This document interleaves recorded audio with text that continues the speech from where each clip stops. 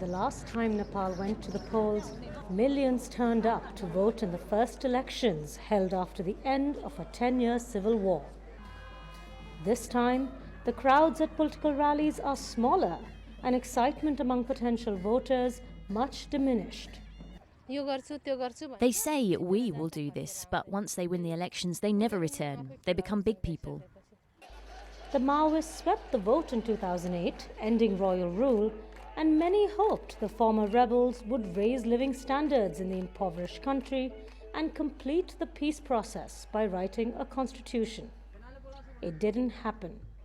Meanwhile, reports of ex-guerrillas living like kings in luxurious gated homes angered many Nepalese, like Padam Kumar, who's running for election against Maoist chairman Prachanda. All the poor people came together and fought in their war.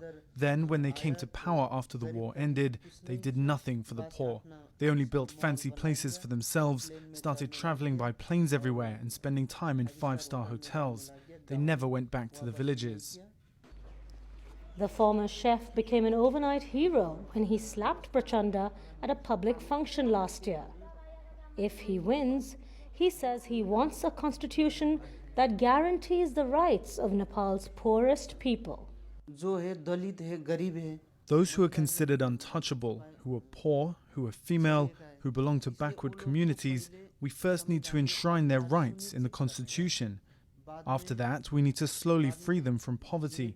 That's why the constitution is important.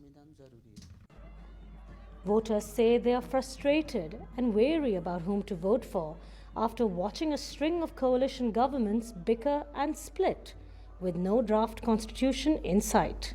The election is a last-ditch attempt to get the political process to move. We've been stuck now for 6 years after the conflict ended, and it's just not moving. It is not the complete answer.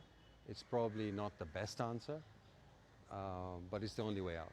A radical faction of the Maoist party that is opposed to the elections has vowed to disrupt polls, raising fears that some voters may not brave the risks to cast their ballot.